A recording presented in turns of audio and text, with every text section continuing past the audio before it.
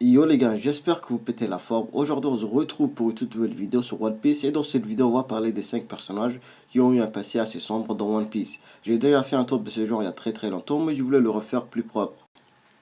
Avant de commencer cette vidéo, vous savez ce que vous avez à faire. N'oubliez pas de laisser un pouce bleu et de surtout partager cette vidéo les Nakama. Ça vous prendra que quelques secondes. Et je voulais aussi vous dire qu'enfin la semaine prochaine, je sortirai une vidéo sur qui est le plus fort des amiraux.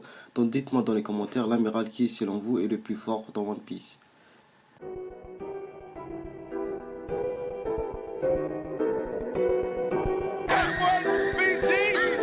That's the way this young nigga see. Drinking on sir, can't sleep. Drinking on sir, can't sleep. That's the way this young nigga see. Drinking on sir, can't sleep. Drinking on sir, can't sleep.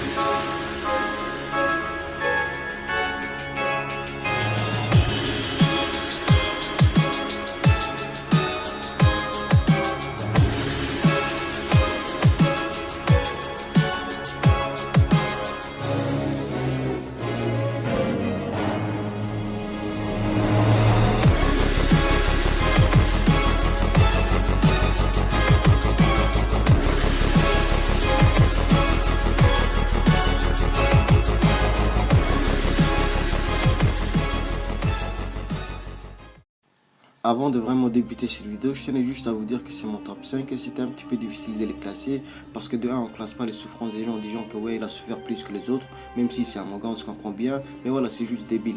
Donc sachez que le cinquième de ce classement peut être le premier et vous pouvez mettre votre top 5 dans l'espace commentaire histoire de comparer le mien au vôtre. Allez, let's go. À la cinquième place, Robin et Nami. Bon, j'ai pas pu départager les deux, donc je les ai mis à cette même place. Robin a souffert à cause de la marine parce qu'elle sait lire les polyglyphes. Ses proches et ainsi que sa mère ont été décimés par la marine à coup de Buster Call et sa mère a pris une balle. Et à cause de son fruit de démon, elle a été traitée comme une démon par les autres enfants comme Naruto. Et pour Nami, c'est à cause d'Arlong qui dans un premier temps a tué sa mère et puis il a pris comme otage cette dernière. On a vu toute la haine qu'elle portait pour Arlong lorsqu'elle a commencé à poignarder son tatouage. Pour moi, c'est l'une des scènes les plus puissantes de One Piece. À la quatrième place, Doflamingo. Même si Doflamingo est un enfoiré sans cœur, mais c'est pas totalement de sa faute. Il a été pourri gâté du fait qu'il soit intégré au Obito.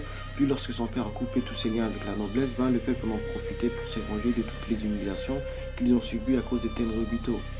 Et c'est vraiment lorsque sa mère est morte qu'il a vraiment pété les plombs. Il a dans un premier temps tué son père parce qu'il estimait que c'est à cause de lui qu'il s'est retrouvé dans ce merdier.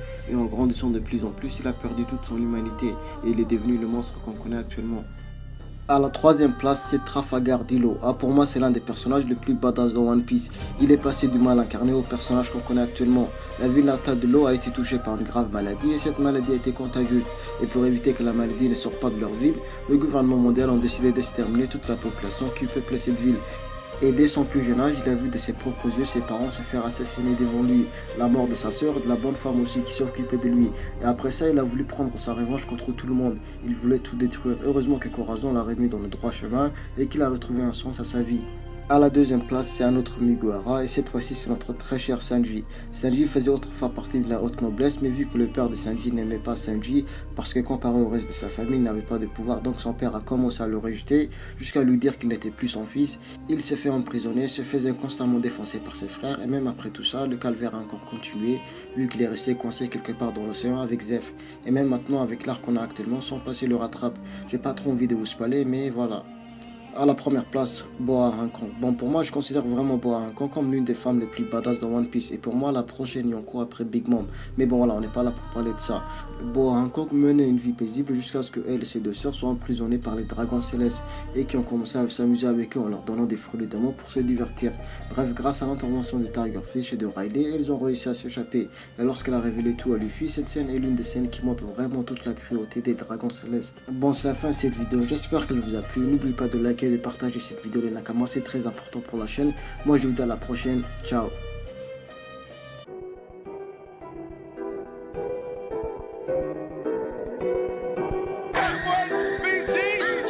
That's the way this young nigga see. Drinking on sir, can't sleep. Drinking on sir, can't sleep. Can't sleep.